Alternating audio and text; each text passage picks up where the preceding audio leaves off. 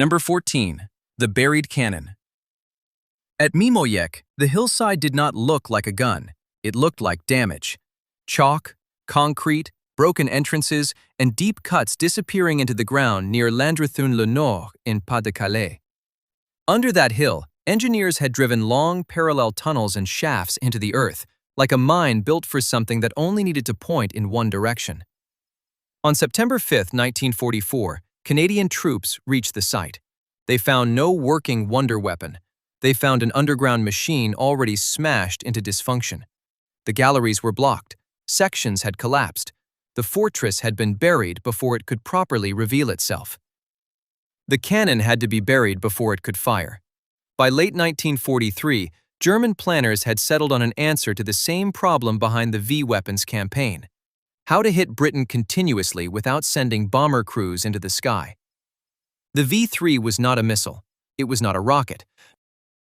It was a cannon, fixed in place and stretched to extraordinary length. Its design relied on a strange mechanical trick. Along the barrel sat repeated side chambers with propellant charges. As the shell passed each one, the next charge ignited and pushed it forward again, and again, and again. Not one blast, a chain of them, a pressure pump in steel. This was not a battlefield weapon in the old sense. No gun team hauling it into position, no battery shifting with the front. The concept only worked if the weapon became part of the landscape. So the Germans made it architecture. They built underground galleries, inclined shafts, heavy concrete roofing, and left enough chalk overhead to make ordinary bombing inefficient. To stop it, you did not just destroy a gun, you had to deform a hill. From the air, Allied reconnaissance slowly sorted out the pattern. Mimoyecques joined the heavy crossbow target system, the growing list of sites tied to Germany's V-weapons infrastructure. By then, the Allies had already learned the lesson these programs imposed: wait for proof and civilians die first. So they attacked first and interpreted later. The hillside kept drawing bombs because nothing about the layout looked normal. Tunnels ran deep into the slope. Vertical shafts dropped through the chalk. Concrete slabs capped key sections.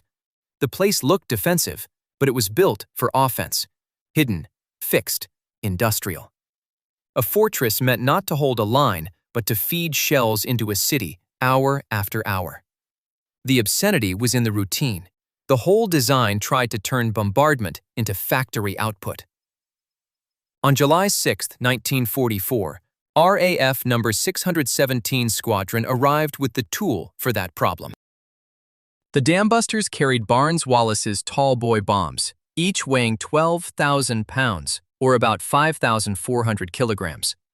Tallboy was not meant to burst neatly on a roof. It was meant to drive deep, transmit shock, and make the ground itself do the killing. Against Mimoyecques, that was enough. They did not need a direct hit on every passage. They did not need to smash each barrel one by one. The buried fortress depended on geometry. Straight alignments, open shafts, usable galleries, stable chambers. Distort that geometry, and the weapon dies where it stands. Tallboys collapsed sections, blocked access, and sent shock through the chalk and reinforced concrete. A gun hidden in the earth discovered the weakness of being hidden in the earth. There is a reason this raid sits so heavily in the record. How close the full battery came to practical operation is still not perfectly clear. German construction records, Allied intelligence, and post-war inspection do not line up. Some accounts make the site sound terrifyingly near readiness. Others show a machine still struggling toward its final form. The uncertainty changed nothing. Nobody was willing to let the answer arrive as incoming fire. Even the wider campaign around these fortified sites carried its own pull. On August 12, 1944, Joseph P. Kennedy Jr. died during anti-V weapon work tied to operations against heavily defended German targets in this same threat system. By then, these sites were no longer curiosities. Men were dying trying to reach them, bomb them, or improvise new ways to destroy them before they began. 2 months after the Tallboy strike, Canadian troops entered Mimoyecques. The place told the ending in fragments. Not triumphant capture. Not a trophy rolled into daylight. Rubble. Cracked concrete. Choked shafts. A machine designed to survive conventional attack had been neutralized because the Allies stopped treating it like a machine and started treating it like geology. Mimoyecques also explains why so many of these weapons appear after the war as rumors, scraps, sealed files, or wrecked sites instead of proud exhibits. Some projects were hidden because displaying them would mean admitting how close they came to doing exactly what they were built for. The strange part is how little of the weapon needed to survive for the threat to remain legible. The clean mechanism could be lost, the barrels could be buried, chambers could be blasted out of shape. The purpose still remains in the angle of the tunnels, in the length, in the concrete, in the fact that all of it was fixed toward a point across the channel, about 165 kilometers away. London. Number 13. The cable bomb. 650 meters. That was the leash. In August 1944, in Warsaw, German troops hauled small tracked demolition vehicles through wrecked streets on handcarts, block by block. The city was too broken for elegance and too contested for delay.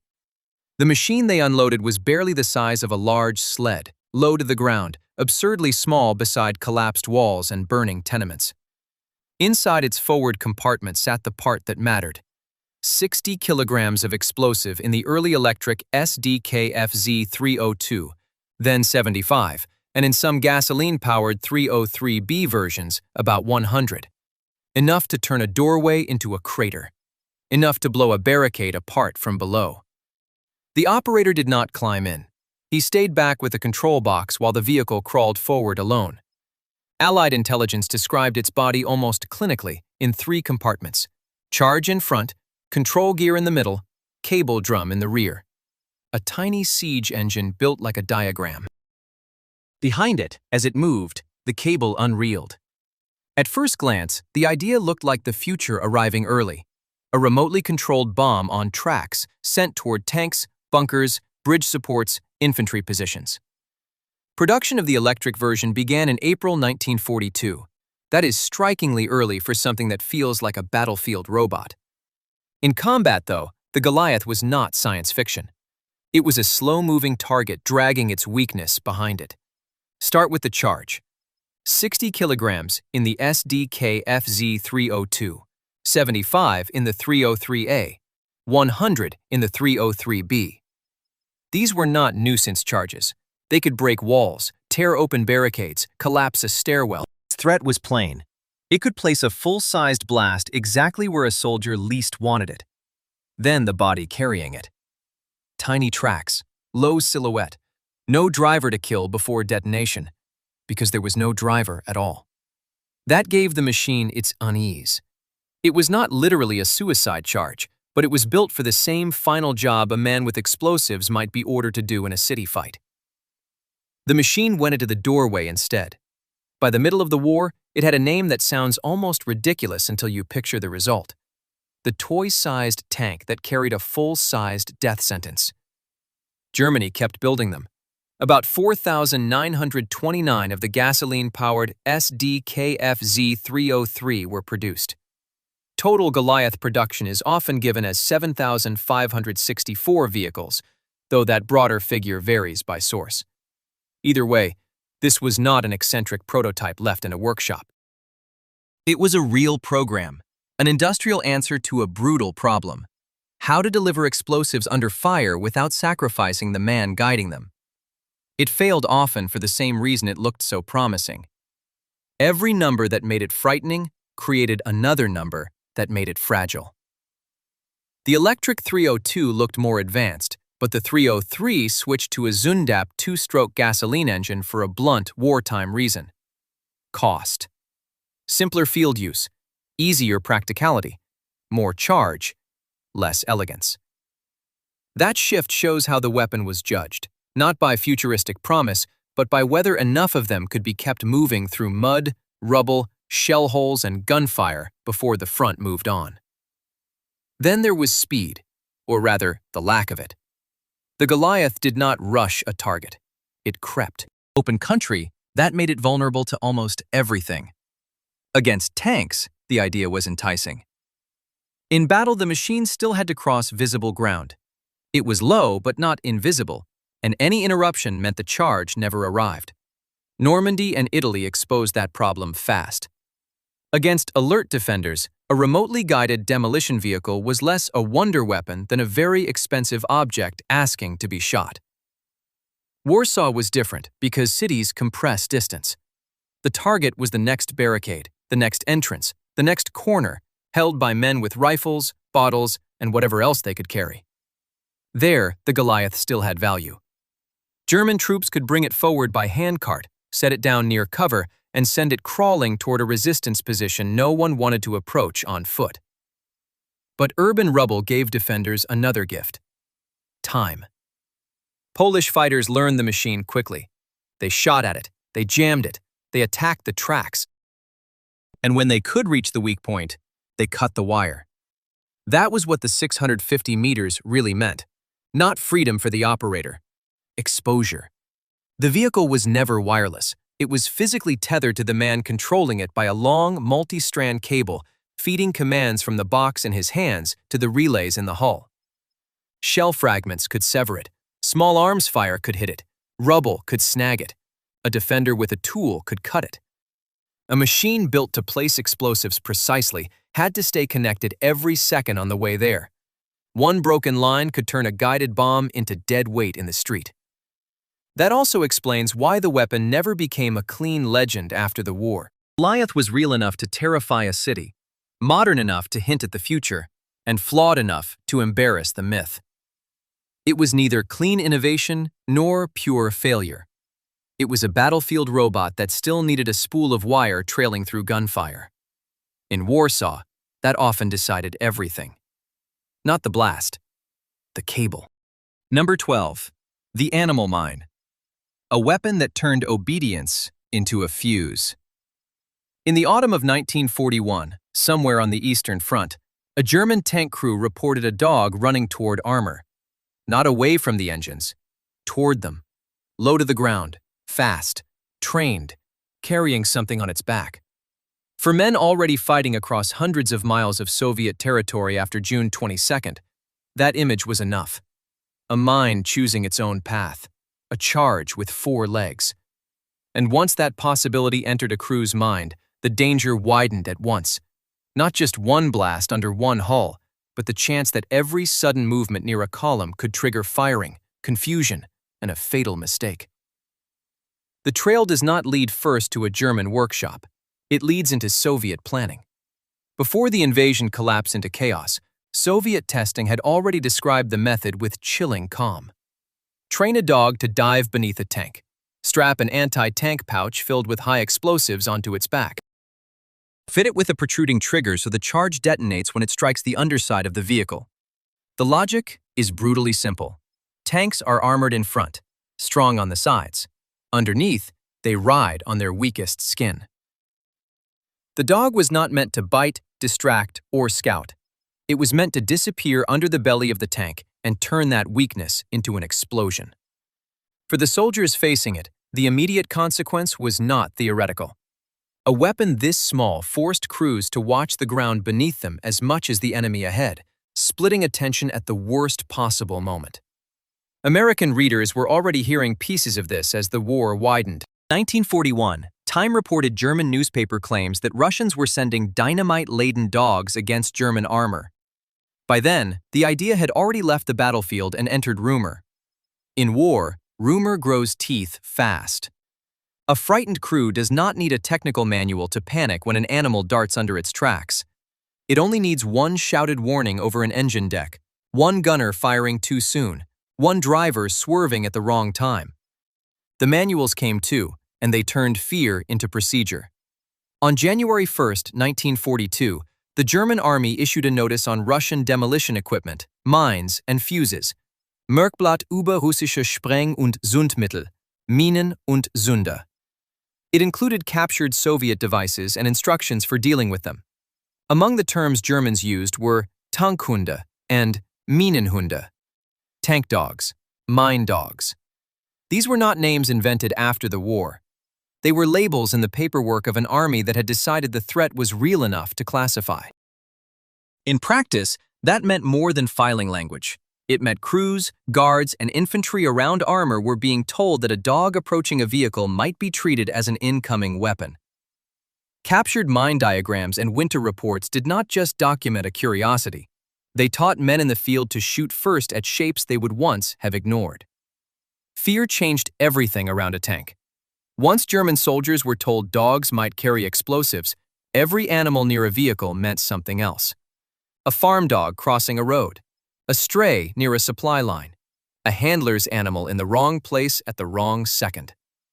Crews learned to shoot dogs that approached armor, not because every dog was a weapon, because one might be.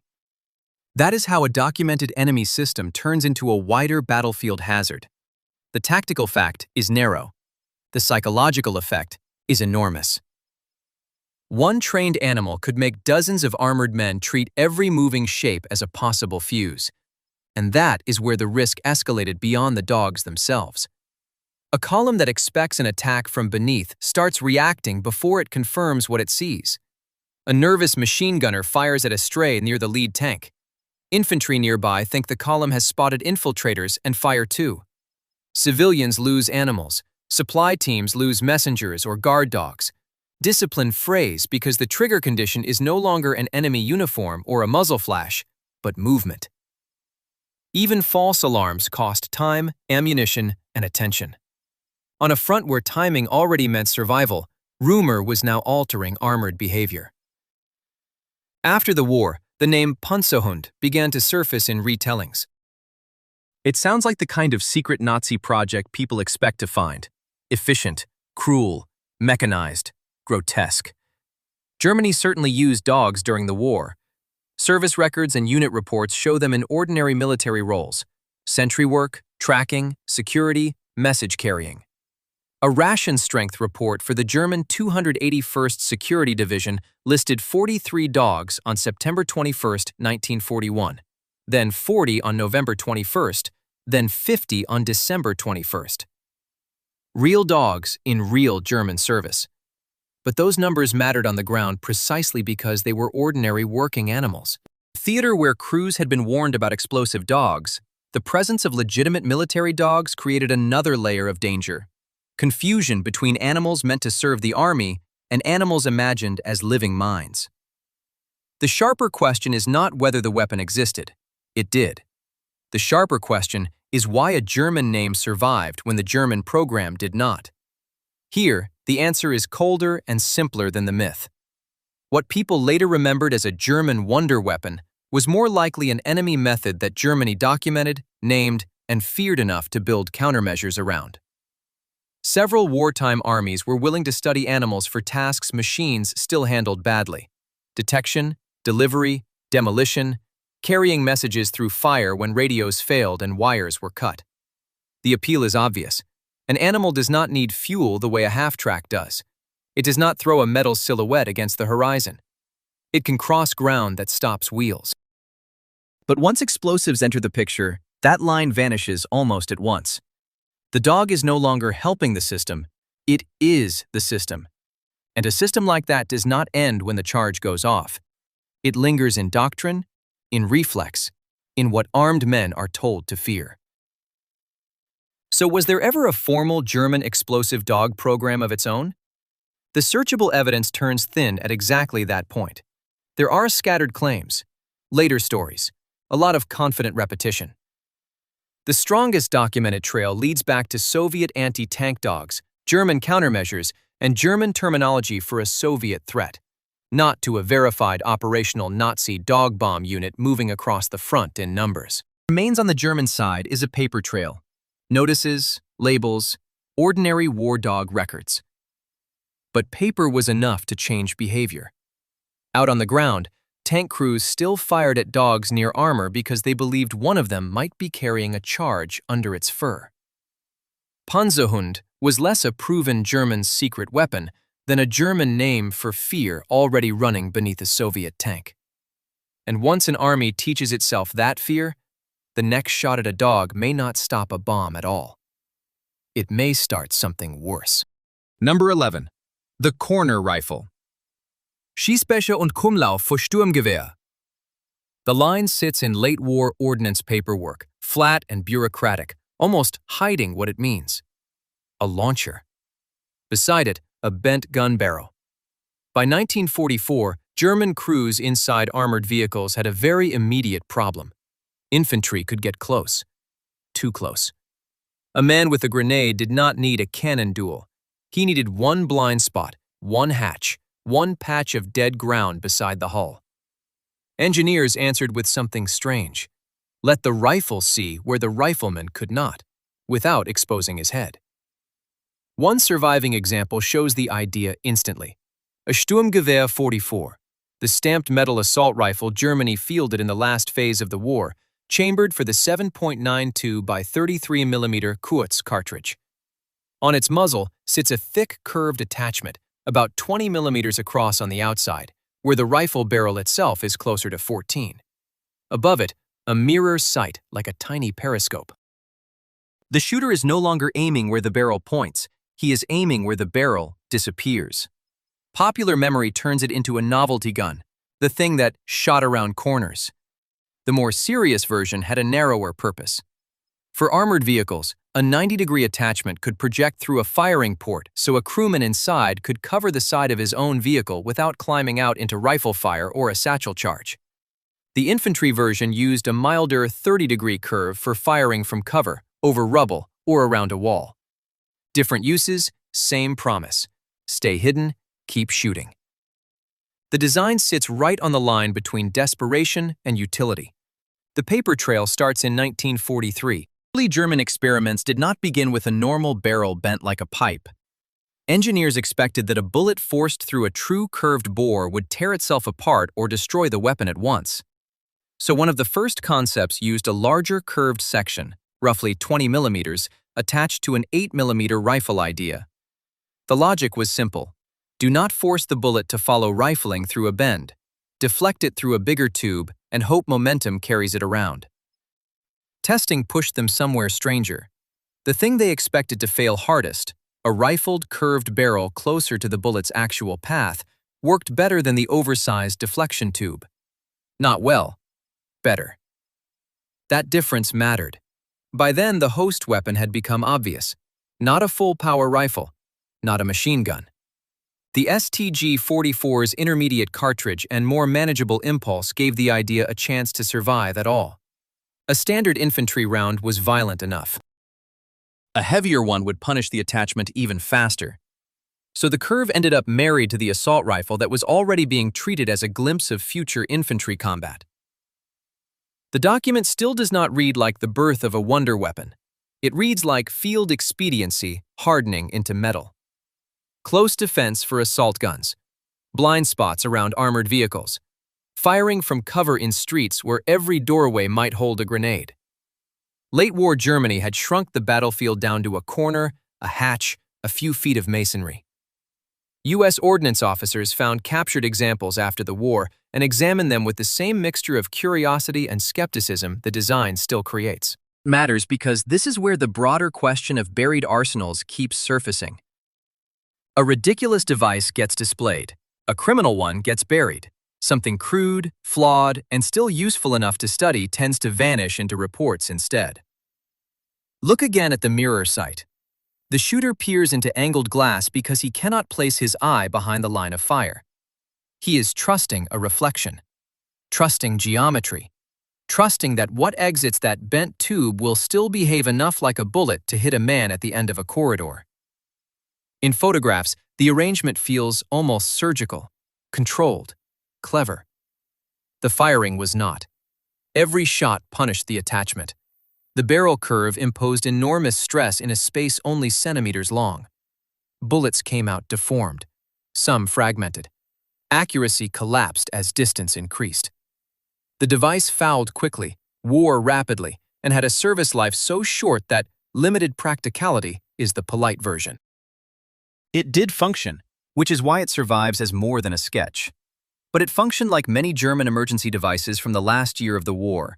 Just enough to justify one more test, one more batch, one more claim that the immediate tactical problem had an engineering answer. There is still a blur at the edge of the record. Sources describe development, testing, variants, and captured examples, but the exact line between prototype, limited issue, and real combat use is hard to hold steady. Some were certainly made. Some were certainly inspected after the war. One Rock Island example decades later brought $55,000 at auction, which tells you collectors recognize it instantly. Rarity in a glass case is not the same thing as effectiveness on a street corner in 1945. So the Krummlauf falls into a narrow category of weapon that sounds absurd until you put it where it was meant to live. Not on a parade ground. On the side of an armored vehicle with infantry closing in. Not a trick shot. A last-ditch way to deny dead ground without exposing the crew. The mirror sight was never the miracle. It was only the first visible compromise. Under it sat the real wager. A 7.92 by 33mm bullet forced through a bend it was never designed to take, leaving the muzzle misshapen, sometimes in pieces, while the attachment burned through its own life shot by shot. In post-war testing notes and captured examples, the design stops looking futuristic and starts looking temporary. A crewman inside the vehicle pulls the trigger. The barrel kicks sideways. After a handful of bursts, the metal is already giving way. Number 10. The almost suicide missile. The escape instructions came first. Release the canopy, roll clear, count, pull the chute. It reads like a standard emergency drill from a military aircraft of the time. Then you place the pilot where Germany placed him in 1944, inside a V-1 flying bomb, ahead of the pulse jet intake, behind the explosive nose, at a speed that left almost no room for error, and even less for survival. Officially, he was not meant to die. He was supposed to guide the weapon onto a ship or another high-value target, lock it into its final dive, and bail out. From the first line, one practical question sits there. Could anyone actually get out alive after doing that? By 1944, the base machine already looked proven. The Fi-103, better known as the V-1, had become the world's first operational cruise missile. It was launched in numbers the war had rarely seen. More than 22,000 would be fired before the end, compared with about 3,000 V-2s. It did not need radio control. A preset autopilot handled the route with a compass and gyros, but battlefields do not stay preset. The weapon could go where it was told, not where the target shifted. Britain had been hit, terrorized, and not broken. So inside a collapsing war machine, someone reached for a simpler and darker answer. Put a man in it. In the summer and autumn of 1944, that answer took shape under the name Fiesler Fi-103R Reichenberg. Accounts differ on how many were converted. Some sources say 70 were ordered from Fiesler. Others repeat a figure closer to 175. The idea stayed the same. Bolt a tiny cockpit onto a bomb. Volunteers under the planned Leonidas unit, tied to Kampfgeschwader 200's 5th Staffel. Send them at ships, bridges, or targets too hard to hit any other way. The paperwork still needed a line between sacrifice and suicide. So the plan preserved one thin fiction. The pilot would escape before impact. That fiction is where the machine turns monstrous. The pilot sits in a cramped cockpit. The warhead is ahead of his knees. The Argus pulse jet is behind his head, gulping air through the intake just aft of him. To leave the aircraft, he would have to release the canopy into a slipstream hammering the fuselage, then climb out of a vibrating missile, then avoid being dragged toward the intake, then clear the tail, then deploy a parachute while the ground or sea rushed upward. This was not just a dangerous aircraft to fly. It treated the operator as part of the expendable payload. The test program showed that enemy fire might not even get the first chance. At Ainring, and in later trials launched from carrier aircraft, including the Heinkel HE-111, Reichenberg prototypes had to answer a basic question. Could this thing even be handled by a human being? Early accidents forced more experienced hands into the project. Hanne Reich was brought in. So was Heinz Kensche. Reich later argued that pilots were being beaten less by fear than by the machine's behavior, especially on landing. The speed stayed brutally high. The handling felt alien even to trained airmen. The Reichenberg did not ease a pilot into control. It punished hesitation. It punished habit. This is where the chapter's name finally lands, because the cockpit they bolted onto a bomb is not a metaphor. Number 10. The almost suicide missile. Not because the Germans openly admitted it as one, they did not. Not because there was no escape procedure, there was. But every physical detail of the aircraft worked against the man inside it. The closer the design came to its target, the less believable survival became. There is a post-war photograph of a captured piloted V-1 in American hands, its warhead removed. The machine stands there as an exhibit, a problem ended by surrender. In museum language, it becomes an abortive Nazi suicide program. Abortive is the useful word. It tells you the weapon failed to become operational in the intended mass role. It does not tell you why. Part of the answer may have been ideology. Senior figures could still recoil from making suicide tactics official. But the machine itself gave a blunter verdict. It was crude. It was unstable. It arrived late in a war already collapsing around Germany's special attack fantasies. Every test became a confession.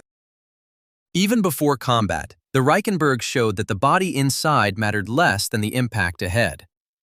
That matters to the larger question shadowing all of these buried weapons. If these devices were real, why were so many hidden, destroyed, or quietly absorbed instead of displayed? Some were too incriminating to celebrate. Some were too embarrassing to explain. The Reichenberg belonged to that second category and brushed the edge of the first.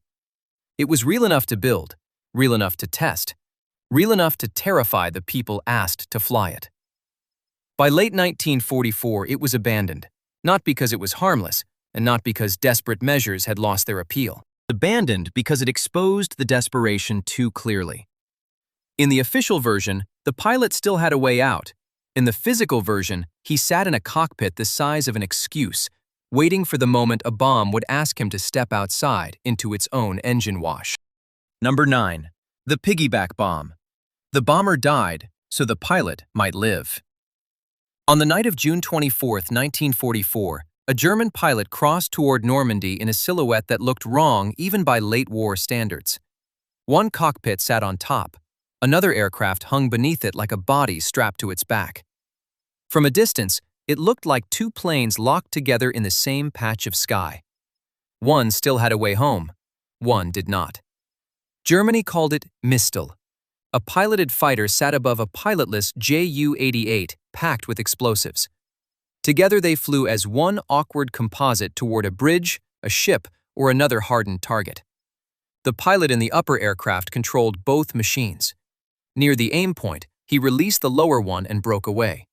The bomber kept going alone as a giant flying warhead. This sounds like the kind of story that would grow in the telling after the war. It did not need embellishment.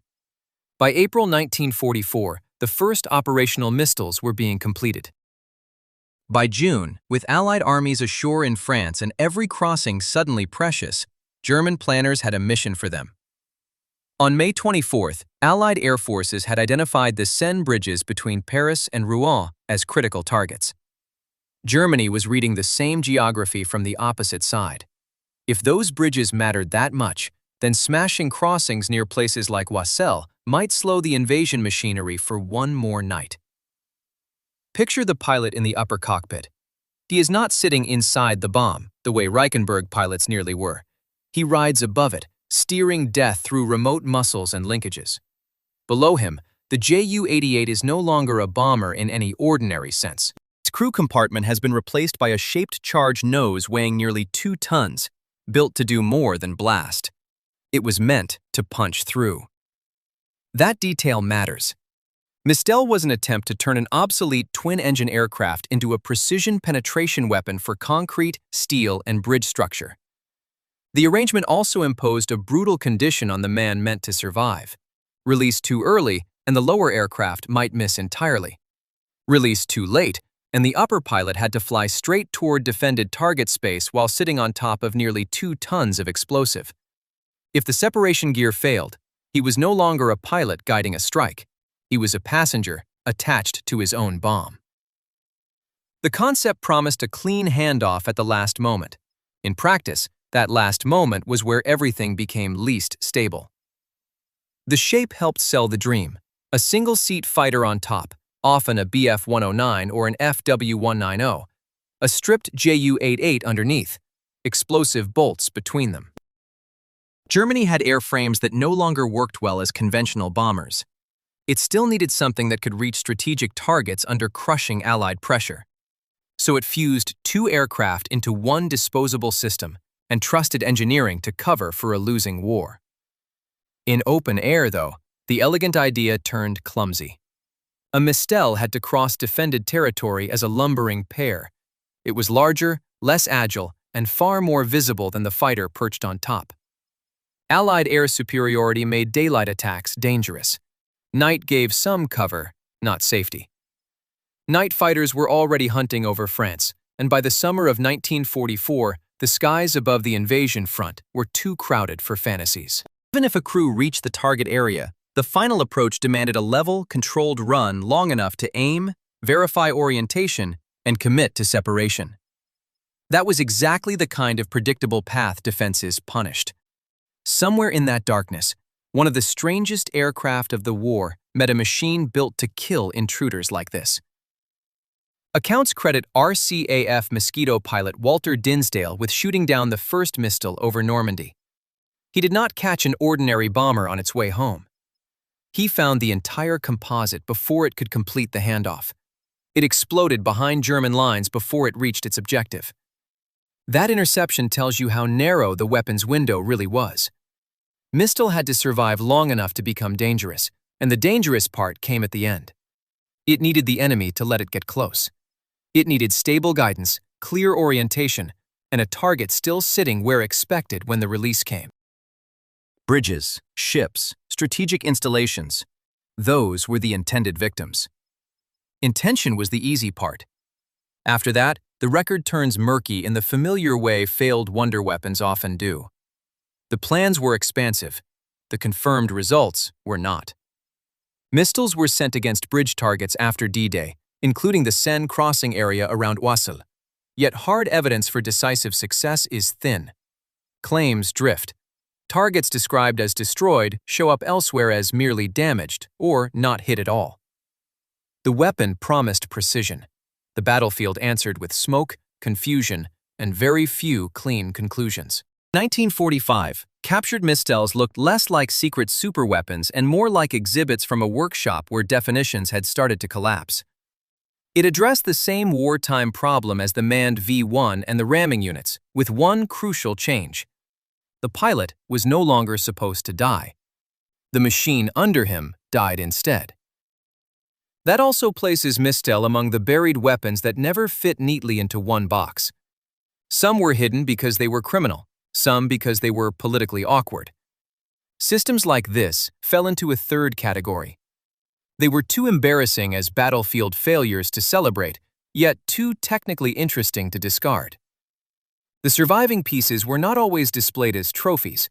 They were measured, examined, absorbed. And that is the more disturbing part. Mistel was not important because it worked well. It was important because it normalized a transferable idea. Separate the crew from the expendable strike body just enough to make the gamble acceptable. Then let machinery carry the final violence forward alone. What survived after the war was not merely odd hardware with attachment fittings still visible.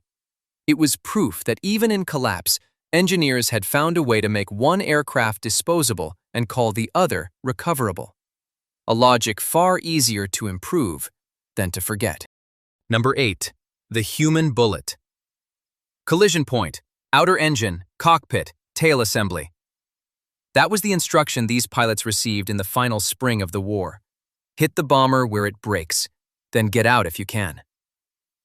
On April 7, 1945, American bomber streams crossed Germany while the Reich was already collapsing on both fronts. The Luftwaffe answered with one of its strangest late-war attack plans. Not a new missile, not a new gun. A plan that turned pilots into bullets. Sonderkommando Elbe flew stripped-down Messerschmitt Bf-109s into the path of the U.S. 8th Air Force. Around 188 aircraft were declared operational for the mission. Only about 143 actually took off. That gap says a great deal about Germany by April 1945. The plan existed. The system under it was failing. Fuel was scarce. Training time was thin. Experienced men were rarer still. Yet the bombers kept coming, in long formations toward airfields, oil targets, and transport networks across northern and central Germany. So the Luftwaffe reached for a weapon that needed almost no new technology. It took the most ordinary thing left, a fighter and a pilot, and gave them a new purpose at the last possible moment. The distinction matters. This was not exactly kamikaze in the Japanese sense. The pilot was not formally expected to die in the strike. He was expected to ram, cripple the bomber, and then bail out if he survived the collision. The expendable part was supposed to be the airplane. By April 1945, that technical distinction rested on a few seconds of chaos at several hundred miles an hour. The logic is easy to see. A B-17 or B-24 is huge, tough, and covered in guns. It is not equally strong everywhere. A tail assembly can be severed. An outer wing can be broken. An engine hit can wreck control and lift. A cockpit strike can kill the men keeping the machine in the air. Instead of asking weakened German fighters to win a conventional engagement against massed bombers and escorts, this plan reduced the problem to geometry. Get close once. Pick a vulnerable point. Trade an aircraft for a heavier one. That is why the briefings could sound almost clinical. Strike the tail. Strike the wing root. Strike the cockpit. It looks simple on paper. The sky was not. A pilot closes on a 4-engine bomber while machine guns fire from the nose, waist, top turret, ball turret, and tail. The formation moves as one body. Slipstreams shove the fighter sideways. The target swells across the windscreen faster than instinct can process. Aiming and impact are no longer separate actions. There is only the final correction of the stick. One of the clearest names attached to that day is Unteroffizier Heinrich Rosner. In repeated accounts, Rosner drove his Bf-109 into a B-24 Liberator and, in the same collision sequence, struck a second B-24 from the 389th Bomb Group. 2 American heavy bombers went down. Rosner got out alive by parachute. The scene is almost absurd in its violence. A fighter disappears into the bomber stream. Metal hits metal. One bomber goes, then another, and Rosner comes down under silk. The story lasted because it compressed the whole operation into a few brutal seconds. A fighter so deep inside the formation that one collision became 2. Americans recorded the attack from the other side as confusion, damage, and losses inside a raid that did not stop. Mission reporting from the 303rd Bomb Group pointed to at least 8 heavy bombers lost or suspected lost to ramming that day. Other reconstructions pushed the figure higher, to around 13 out of 17 8th Air Force bomber losses on April 7th. The exact total remains slippery. A sky filled with flak bursts, conventional fighter attacks, collision damage, and bombers limping away does not leave neat categories behind. One aircraft crashes. Another drops out of formation. A third gets home broken. Which one was killed by a ram, which by gunfire, which by damage finished minutes later? That is where the arithmetic blurs. The blur worked both ways. The Germans could claim spectacle. The Americans could absorb the losses and keep going. That connects this weapon to the buried arsenal as a whole. If these things were real, why were they not displayed after the war as fearsome breakthroughs? Some weapons show strength. Others show what a state does when strength is gone. Sonderkommando Elbe inflicted real damage. Men died. Bombers fell. The attack was not imaginary, and it was not propaganda alone. But it did not reverse the air war. It did not break the 8th Air Force. It did not reopen the future for the Luftwaffe. It was used in one major organized operation on April 7, 1945. No second organized attack followed. That matters more than any dramatic claim made for it. Germany had found a way to weaponize collision itself, but only at the moment when even success could no longer scale. So this was a forbidden weapon in a different sense, not chemically new, mechanically revolutionary, psychologically stripped bare.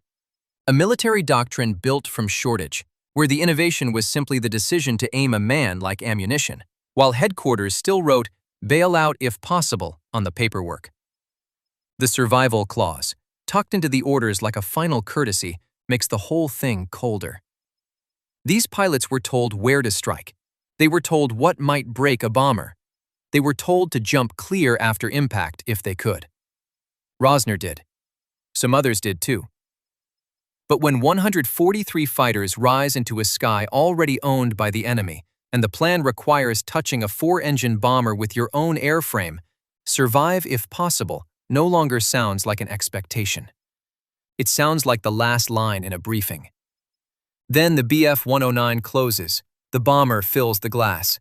There is no room left to open the canopy. Number 7. The Buzz Bomb. On the morning of June 13, 1944, a woman in South London heard an engine coming in low over the roofs. Not the layered drone of a bomber stream. One engine, harsh, metallic. So crude it barely seemed airborne. It buzzed across the street grid at around 360 miles per hour, carrying nearly a ton of high explosive in its nose. People gave it a nickname almost immediately: the Buzz Bomb. The sound turned the weapon into a countdown people could hear. While the pulse jet kept chattering overhead, the bomb was still flying, still on its preset course, still somewhere else. The moment the engine cut out, that distance was gone. Then came the drop.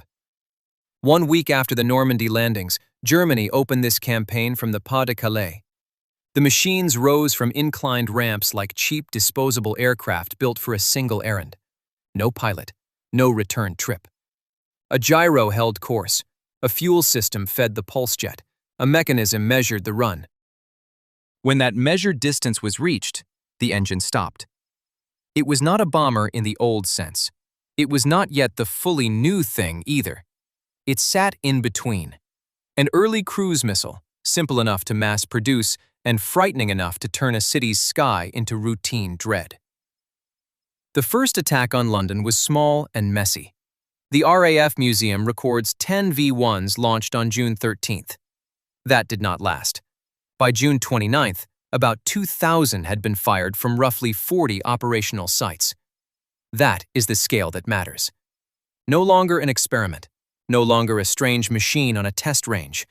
A logistics system for terror, measured in ramps, fuel, fuses, and the number of civilians under the flight path. The weapon itself was brutally economical.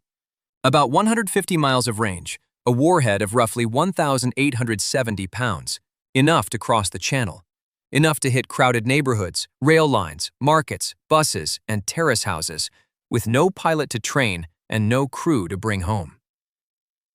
Germany built around 30,000 of them in 1944 and 1945. That number points to what was being manufactured, not just airframes, a method. People remembered one phrase most: the bomb they heard before they died. You can see why. A London street in summer, the sound is above the chimneys. It coughs and rasps and hammers forward. For a few seconds, fear has direction. It is still moving. Then the engine stops. The silence is not relief. The machine has reached the end of its measured run, tipped into descent, and gravity is finishing the job. That audible pause changed the experience of bombing. Civilians were pulled into the final seconds. They listened for survival and listened for death using the same sound. Parents froze. Drivers braked. Children learned to read the sky by ear. Inaccuracy did not make it gentler. It made it wider. The V-1 could miss a precise target, but cities are full of substitutes. Britain answered with everything it had. Fighters were sent up to intercept them. Anti-aircraft guns were redeployed en masse. Barrage balloons were raised. Allied intelligence fed false information to shift the aim points. Under Operation Crossbow, launch infrastructure in northern France was bombed again and again. That defense effort belongs to the weapons story. A machine does not need to be accurate to be strategically expensive. It only needs to force the other side to spend aircraft, crews, shells, radar time, and attention. The V-1 belongs in a buried arsenal for another reason. It automated bombardment in a way older air war language could barely hide. Remove the pilot, lower the cost, Simplify the guidance. Terror becomes arithmetic. How many sites? How many launches? How many get through? The human decision moves backward, away from the cockpit and into a table of production totals. By late 1944, as Allied forces liberated France, the launch geography changed. The campaign against London slackened because the front had moved. The target turned toward Antwerp, whose port had become essential to Allied supply. The weapon did not vanish. It relocated with the shrinking map of German opportunity and kept doing what it had been built to do: turn distance, industry, and civilian exposure into one equation. Thousands were launched. Thousands were intercepted, or crashed, or failed. Thousands still forced entire populations to live with that engine note passing overhead. When people later looked back at the better-known wonder weapons, the V-1 sat in an awkward place. Too crude for prestige, too indiscriminate for glory. Too important to dismiss because modern warfare kept moving in exactly this direction. Pilotless delivery, saturation attacks, cheap guidance, mass production. If so many of these weapons were hidden or quietly absorbed after the war, the V-1 offers one answer in plain sight. It was not embarrassing because it failed completely. It was embarrassing because it worked well enough to reveal the future. For the people below, that future did not arrive as a breakthrough or a blueprint. It came as buzzing in the dark. Then the engine stopped. Number 6. The unheard strike. The rocket killed twice before it reached the target. On September 8, 1944, at 6:43 p.m., a V-2 struck Staveley Road in Chiswick and tore a crater into West London without the smallest warning. No drone, no falling whistle, no siren that mattered. It had been launched from the area around The Hague, crossed the North Sea at supersonic speed, and arrived before the sound of its own descent. People heard the explosion first. The noise of the missile itself came after. Start with the hole. Rubble across the street, windows gone, brick fronts peeled open. A weapon falling faster than sound removes the human beat between danger and impact. Older bombs did not. With the V-1, civilians sometimes had seconds. They listened for the engine, and when it cut out, they knew what might come next.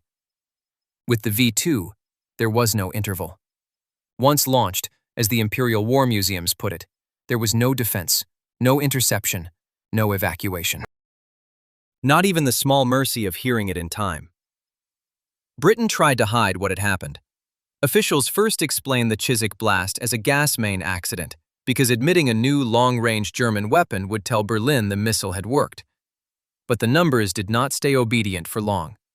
One crater can be disguised. A pattern cannot.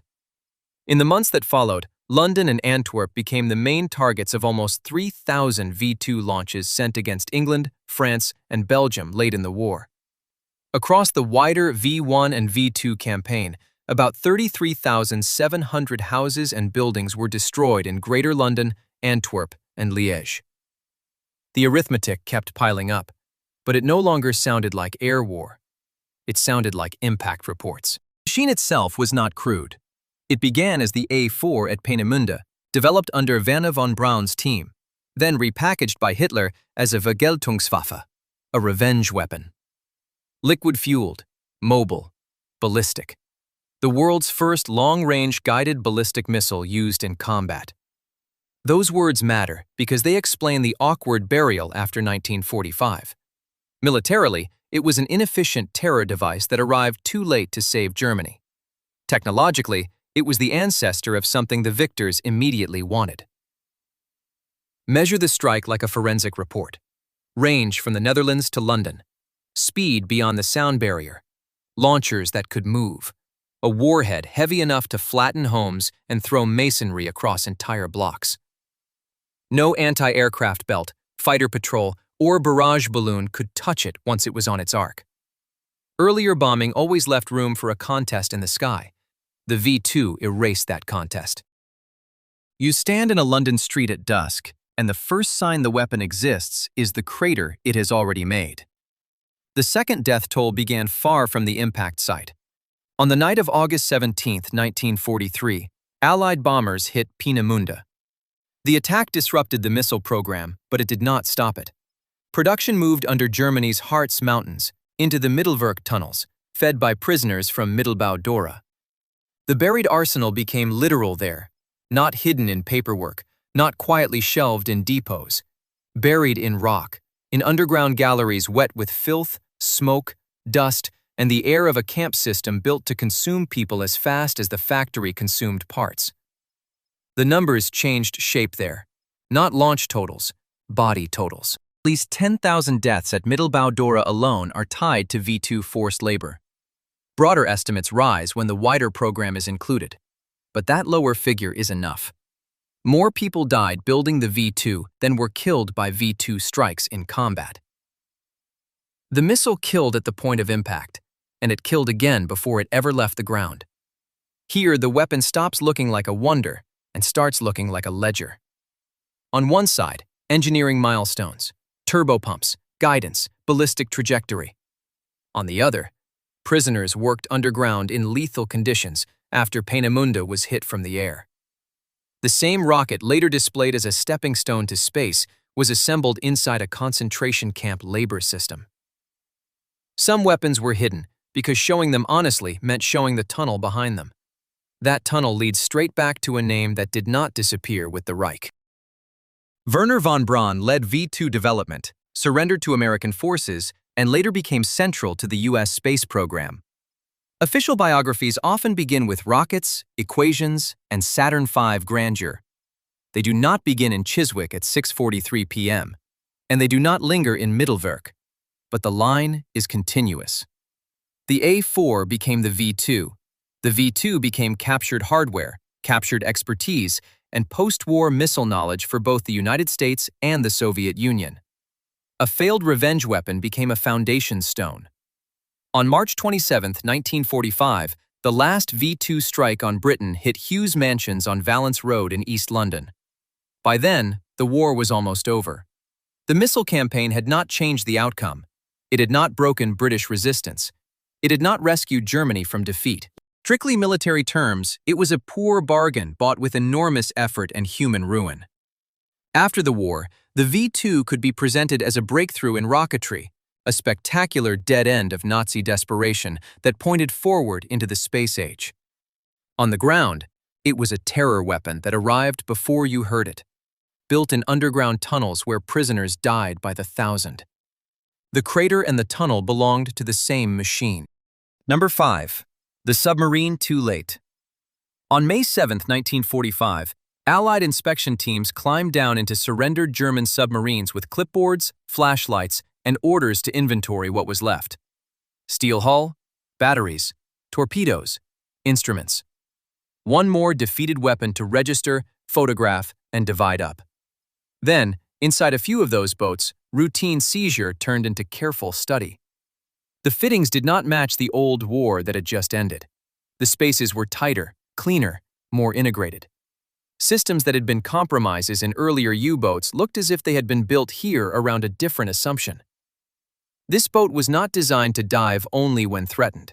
It was designed to stay down, and that single choice hinted at a harder problem than one more German wreck on a pier. On March 16 and 17, 1945, Kapitänleutnant Adalbert Schnee took U-2511 out from Kiel toward Norway in the first combat movement of Germany's new Type 21 force. Schnee was no propaganda mascot. He was an experienced U-boat commander, a veteran of U-201, and by then, Germany had very few illusions left to offer men like him. The Reich was collapsing on land. Allied bombers owned the sky. The Atlantic campaign that had once promised the strangulation of Britain had already been broken. But this boat was different. The men inspecting surrendered hulls a few weeks later understood that almost at once. U-2511 had not piled up sinkings. Mechanical trouble delayed the deployment, and in spring 1945, delay was almost the same as cancellation. Schnee reached Bergen. Then, on April 30, 1945, he finally sailed for an Atlantic patrol with a crew of about 57 men, a compact team packed around systems meant to keep the boat operational below the surface for longer stretches than its predecessors could manage.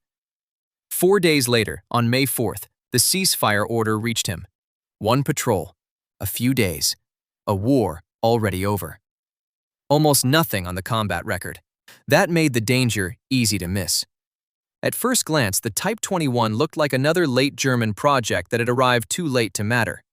Germany had produced many of those by 1945. Advanced designs, shrinking time, collapsing industry. This file could have been stamped and shelved with the rest. Instead, the victors started towing these boats home rather than cutting them up where they lay, because the threat was no longer just what Germany had done with them, but what any navy might do next. Start with movement, but hear it from the escort side. You are above a contact that should behave like the U-boats you know. It should dive, hide briefly, slow, and eventually be forced into a choice between battery exhaustion and the surface. Your sonar team waits for the familiar pattern. Instead, the target keeps going. Older U-boats were really surface ships that could submerge for brief escapes. Their hulls, their habits, even their survival depended on spending much of the voyage above water. Radar, aircraft, and convoy escorts turned the Atlantic into a killing ground for them. The Type 21 reversed that doctrine. It had a streamlined hull. It had vast battery capacity by wartime U-boat standards. It had a snorkel to run diesels while staying at periscope depth. It had advanced hydrophones for hearing before being seen. Its underwater speed ran in the range of 15 to 17 knots, and that figure mattered because it broke a comforting assumption in escort doctrine. A submerged target moving that fast was no longer a nearly fixed problem to be pinned and worked over. It could reposition inside a convoy battle, slip past a screen, or simply deny an escort the slow strangulation older anti-submarine tactics depended on. The longer it stayed down, the more your search pattern spread, the more ships had to peel off to contain it, and the more gaps opened where another attack could come through. Then there were the torpedoes. 6 bow tubes. No stern tubes at all, because this design was not built around the old habit of surface attack and quick retreat. It was built to come in submerged, strike, and strike again. Common load figures run to 23 or 24 torpedoes, and with power-assisted handling, the Type 21 could reload with startling speed, enough to fire as many as 18 torpedoes in about 20 minutes under favorable conditions. For a convoy screen, that was not a technical curiosity. It meant one contact could launch, reload, and launch again before escorts had finished reacting to the first spread. A screen trained to chase a submarine away after one attack now faced the possibility that the same unseen boat could keep feeding torpedoes into the same formation while confusion was still peaking. Schnee later claimed that before surrendering, he had already proved as much in miniature. His post-war account, U-2511 approached the British cruiser HMS Norfolk underwater, brought the ship into attack position, and then slipped away without firing because the ceasefire had already come. Historians still argue over how literally to take that story. The timing is disputed. The details are disputed. Whether the encounter happened exactly as Schnee described it remains unsettled. What remains, even stripped to the hardest core, is still uncomfortable. He did not need to claim a sinking to make professionals pay attention. He claimed he had reached firing position underwater, undetected, against a Royal Navy cruiser at the moment Germany had already lost the war. Even if the story is treated cautiously, that was the operational fear sitting inside the design. Not a dramatic victory, but a submarine that could get into place without presenting the old chances to stop it. The Allied response was not theatrical destruction. It was acquisition. The British examined them. The Americans examined them. The Soviets examined them. Captured Type 21s were tested, measured, disassembled, and mined for design logic. Part of this buried arsenal vanished because it was useless. This one vanished from the trophy case because leaving the idea behind would have meant letting the next Navy solve the problem first. That afterlife is the sharpest part of the story.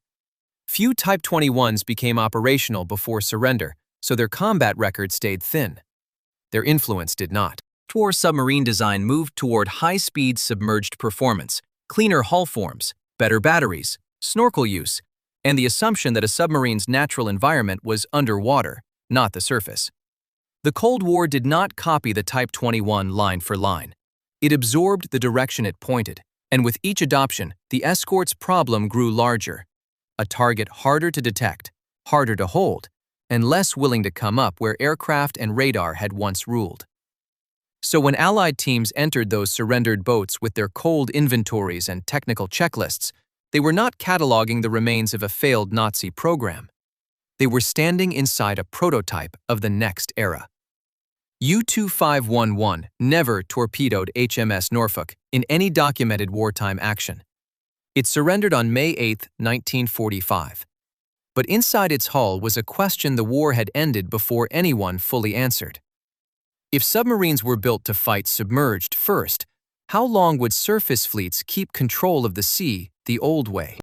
Number 4. The one-way torpedo. Some weapons vanished into test programs because the victors wanted the design. But on November 20, 1944, in the Black Water off Ulithi Atoll, something else disappeared. A hatch shut. Oxygen started ticking down. From that point on, the machine did not need guidance from Tokyo or a firing solution from a submarine captain. It had a man inside. Before dawn, Ulithi looked safe. It was a rear area anchorage spread across a vast Pacific lagoon, crowded with tankers, carriers, supply ships, the floating machinery of an entire fleet. The U.S. oiler USS Mississinewa sat among them, heavy with aviation gasoline and fuel oil. A place like that feels untouchable, protected by distance, by water, by routine. Beneath the surface, the Japanese submarine I-47 had arrived with a weapon built to slip through exactly that sense of safety.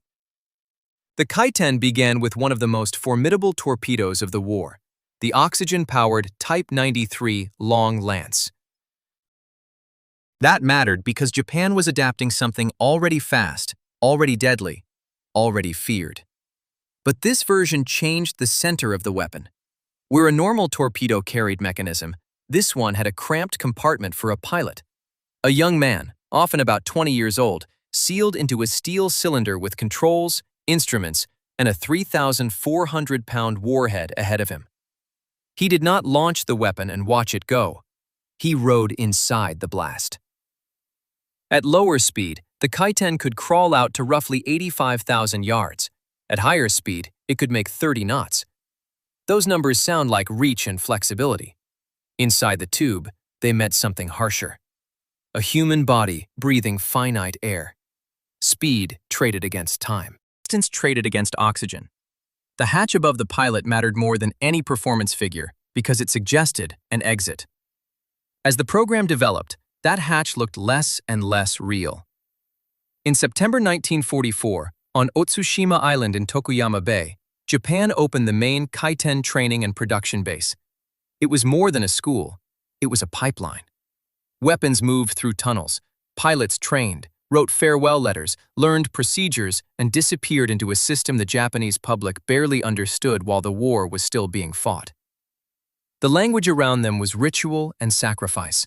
The mechanics were colder. Late-war Japan lacked reliable ways to guide a torpedo into a defended anchorage, so it replaced electronics with a trained volunteer. The ugliness of the system was not abstract, it was mechanical. Training killed men, machinery failed. Oxygen equipment and modified torpedo systems were dangerous before any pilot ever saw an American ship. Call it devotion if you want. The engineering record says something simpler. Even before combat, the weapon was already consuming the people meant to operate it. Some versions theoretically had emergency arrangements, and post-war descriptions mention access hatches. Theoretical carries a lot of weight there. A pilot launched at sea from a mother submarine was not stepping onto a deck and walking home. He entered a small chamber, was cast off into open water, and committed to a run in a machine built around impact. Submerged in darkness, under pressure, with limited oxygen and a target somewhere ahead, escape stopped being a procedure. It became a rumor. This was the torpedo with a man sealed inside. I-47, the launch procedure turned that fact into routine. A large submarine approached the target area carrying Kaiten externally. Release. Start. Run. Inside one of those weapons, a pilot adjusted course by hand, watching instruments in a space barely larger than a coffin. No room to stand, no second crewman, no rescue vessel waiting nearby. Just a narrow cylinder moving through warm Pacific water toward a harbor full of ships that had no reason to expect a human-guided torpedo inside their perimeter. Then one found Mississinawa. The explosion tore into a vessel loaded with fuel. Fire climbed almost at once. Flames towered over the anchorage and reflected across the lagoon. Sailors who had gone to sleep in what felt like the safest water in the Pacific woke into burning oil, shattered metal, and a ship beginning to die under them. Mississinawa rolled, burned, and sank. 60 American sailors were killed. For Tokyo, that looked like vindication.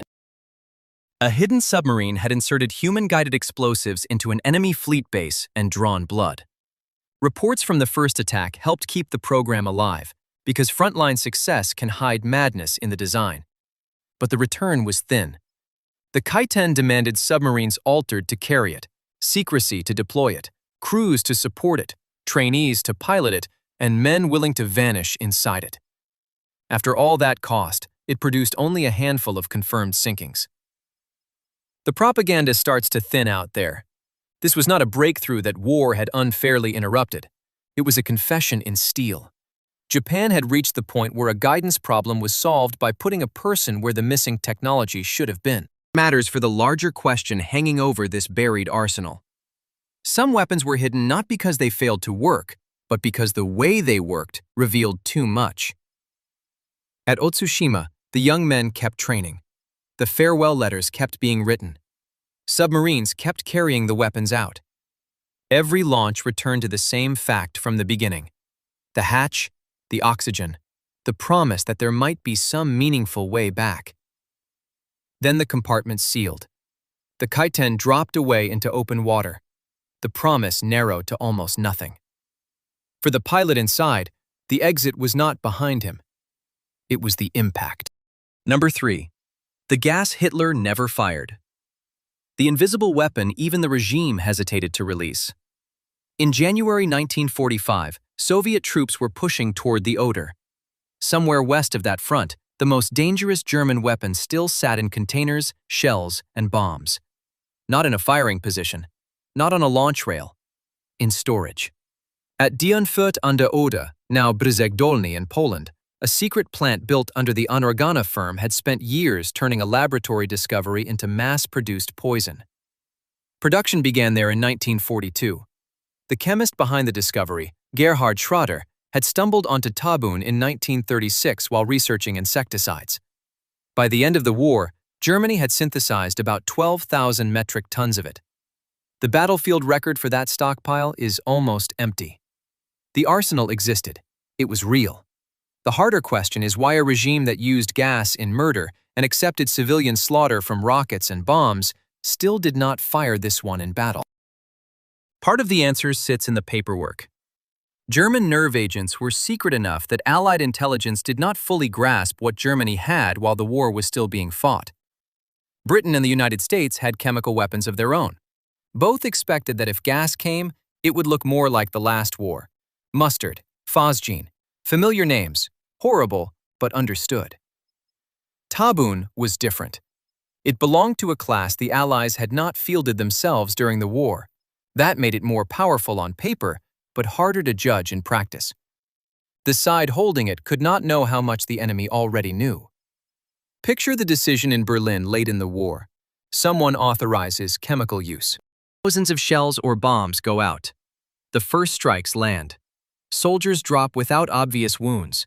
Medics look at men who are still breathing, convulsing, collapsing, and do not understand fast enough what they are seeing.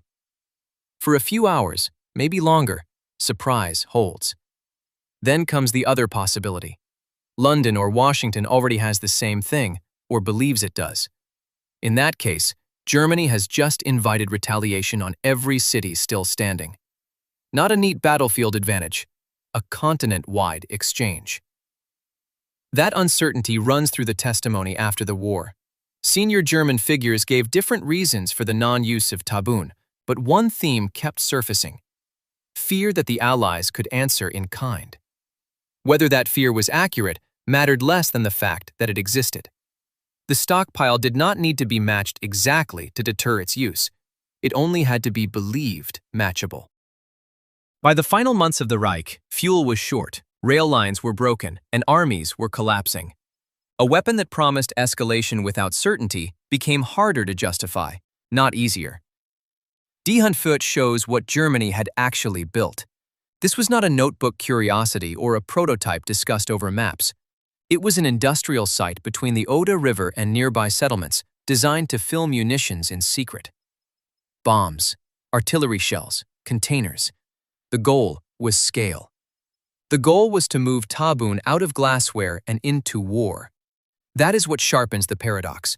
Germany had crossed the expensive threshold. It had solved the factory problem. It had filled the weapons. When the moment came, the regime treated its most advanced poison less like a sword than like a live wire no one wanted to grab first. Then defeat turned the secret into inheritance. As the Reich collapsed, Tabun-filled bombs and shells were seized, moved, hidden, or dumped. Some went east into Soviet-controlled disposal systems in and around the Baltic. Some were pushed toward ports and depots in hurried transfers that still leave the totals hard to reconcile. Post-war records split the trail across recovery, destruction, storage, and sea dumping. That is why the exact end of the stockpile remains frustratingly foggy even now. Sources agree on roughly 12,000 tons produced. They agree far less neatly on where every ton went. A few numbers do survive, and they are blunt. Around 71,000 captured German Tabun bombs were later stored in the open at RAF Landrog in Wales. Open air, Welsh coast.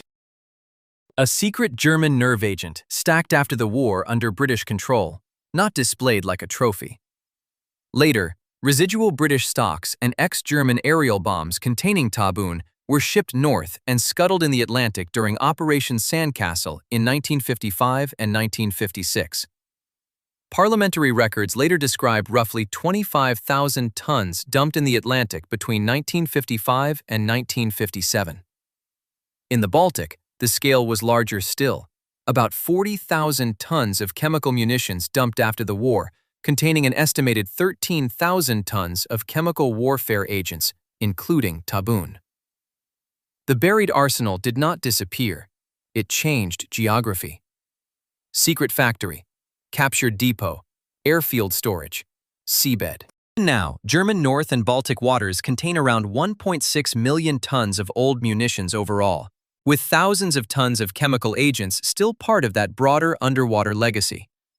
Rust replaced camouflage. The larger question about hidden weapons starts to answer itself here. Some projects were buried because they failed, some because they exposed crimes. Tabun belonged to another category. It worked too well, inside a logic no one could trust. Germany did not know enough about Allied capability to use it without risking a response it could no longer survive. The Allies, once they captured it, did not rush to display what they had found. Officially, the stockpile had been secured and disposed of. In practice, tens of thousands of bombs sat in Wales. Other loads went into the Baltic and Atlantic. The weapon Hitler never fired did not end with surrender. It just moved out of sight. Number 2. The Silent Pacific Weapon. On May 5, 1945, Reverend Archie Mitchell drove into Oregon's Fremont National Forest with his pregnant wife, Elsie, and 5 Sunday school children for a picnic. While he parked the car, the others wandered a short distance into the trees. They found something lying on the ground. Mitchell later said he shouted for them not to touch it. He never reached them in time. The weapon had crossed into America on the weather. The explosion killed all 6 instantly. Elsie Mitchell, age 26, and 5 children from Bly, Oregon. It remains the only confirmed case of enemy action killing civilians on the continental United States during the Second World War. In that pine forest, on a spring afternoon, nobody would have seen a bomber overhead. No submarine surfaced offshore. No raiding party crossed the tree line. There was only a torn object on the ground, and then a blast. People usually imagine an ocean-crossing weapon as engines, steel, crews, and noise. This one arrived almost weightless.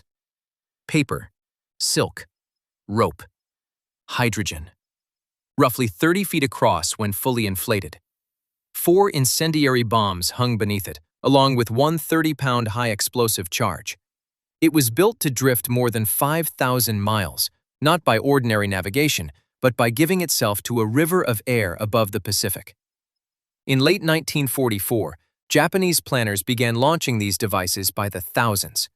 More than 9,000 Fugo balloon bombs were sent east between November 1944 and April 1945. They were timed to enter the high-altitude jet stream and ride it toward North America. It sounds improvised now, almost desperate. It was more methodical than that. One continent launched an unmanned weapon at another and let the atmosphere handle delivery. It was one of the first intercontinental weapon systems in history, built not around speed or accuracy, but around scale. Precision was never the point. The targets were forests, farms, and morale. If enough balloons reached the western United States and Canada, some would start fires. Some would force evacuations. Some would make newspapers. A crude device could become a strategic nuisance if the numbers were high enough and the season dry enough. The results cut against any idea of a secret wonder weapon. Most of the balloons disappeared into the Pacific. Others fell into mountains, snowfields, ranches, power lines, and empty woodland. A few were recovered with their rigging intact. Strange white envelopes of mulberry paper glued together by hand. Ballast rings and bomb racks hung beneath them like the skeleton of a machine with no engine at all. They were ingenious. They were not controllable in the way their creators needed. The weather could carry them across an ocean. It could not make them useful on command. That failure made the story stranger. The United States did not loudly announce that Japan had found a way to drop bombs on North America from across the Pacific. It did the opposite. The Office of Censorship asked newspapers and radio stations to suppress reports. Officially, this prevented panic. In practice, it was a counterintelligence move. If Japanese planners learned about fires, damage, or impact sites, they could refine launch timing, altitude control, and seasonal targeting. Silence turned the Pacific into a black box. Balloons vanished into it. Tokyo, the results looked negligible. The public heard almost nothing. Farmers found odd debris. Rangers saw fragments. Soldiers investigated impacts in remote areas. There was no steady run of headlines saying enemy weapons were falling out of the sky over the American West. That silence created its own illusion. If hardly anyone heard about the attacks, maybe there had barely been any. In fact, there had been thousands of launches. The weapon was real. What stayed hidden was how much governments wanted that reality to remain vague. That leads back to Oregon, because Bly was not supposed to happen this way. By May 1945, the campaign had already failed as a strategic fire weapon. The western forests had not erupted into mass panic.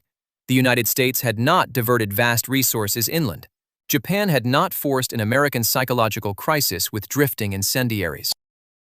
But one balloon landed quietly enough to lie on the ground like discarded trash until a family outing crossed its path. Mitchell was a reverend. Elsie was pregnant. The children had come from Sunday school. He was still parking the car when they moved into the trees. They found the remains of the device. He called out. Then it exploded before he could reach them. 6 deaths in a war Americans usually imagine on their mainland as distant, industrial, and mostly elsewhere. The machine behind that moment was not large by the standards of the war. No armored column, no battleship broadside, no aircraft formation darkening the sky. Just a balloon envelope, a release mechanism, sandbags used as ballast, and a bomb load hanging under a frame. The balloon lost altitude in cold night air. Barometric controls could drop ballast to lift it again. When the ballast was gone, the weapons remained. The engineering was clever enough to cross the ocean. It was not clever enough to choose who would be standing beneath it at the end. That detail answers the buried weapons question in a different key. Some arsenals were hidden because they were criminal, some because victors wanted the science. Fugo points to a third instinct that appeared as the war closed. A weapon could be genuine, operational, and still be pushed out of sight because publicity would make it more effective. The United States did not want to advertise the idea. It wanted to starve it of feedback. So the record stayed fractured. More than 9,000 launched. Only a fraction recovered. An unknown number lost at sea. An unknown number buried in remote forests, mountains, or snow. Never reported, never found, or found too late to matter. The campaign failed strategically. Its human result was 6 deaths in Oregon. The object that killed them came in without a pilot, without a radio, without even a motor. It crossed the Pacific on the weather, fell into the trees, and waited. Number 1. The Plague Arsenal. In December 1949, a memo moved through American intelligence channels in the flat, evasive language bureaucracies use when the subject is too ugly to name plainly. It dealt with Japanese biological warfare data, with Shudo Ishii, and with the question that should have come first in any courtroom after 1945. Who paid for these experiments, and who benefited from them? The paper trail feels cold because it was made to feel cold. By the time those files were circulating, the laboratories at Pingfang had been burned, records had been destroyed, prisoners had been killed, and the men who ran the program were no longer only suspects. In American records, they were becoming intelligence sources protected by a bargain. Go back to October 1940. Japanese aircraft appeared over Ningbo, a Chinese city far from the polished language of military science. They did not drop a bomb in the way most people picture a bomb. There was no giant blast. No block collapsing in a single fireball.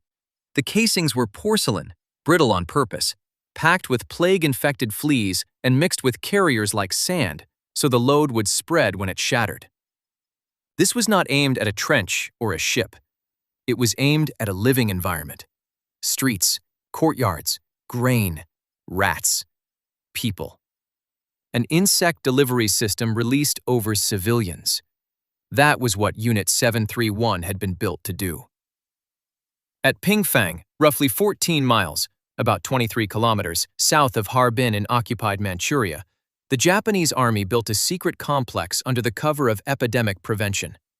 The commander was Army Dr. Shiro Ishii, never tried in the way his victims were owed. Inside that site, prisoners were exposed to disease, cut open alive, frozen to study frostbite, shot, and used as test material for pathogens including plague, anthrax, cholera, typhoid, botulism, smallpox, and gas gangrene. Outside the walls, the same program worked to turn infection into a field weapon. The moral ledger breaks apart here. The dead inside the complex and the dead outside it do not fit neatly into one count. Records were deliberately ruined in 1945. Later outbreaks disappeared into wartime chaos. Some totals refer to laboratory victims. Some refer to civilians caught in biological attacks. Some refer to epidemic consequences that spread beyond the moment of release. The safest authenticated phrase is still one of the bleakest: many thousands killed.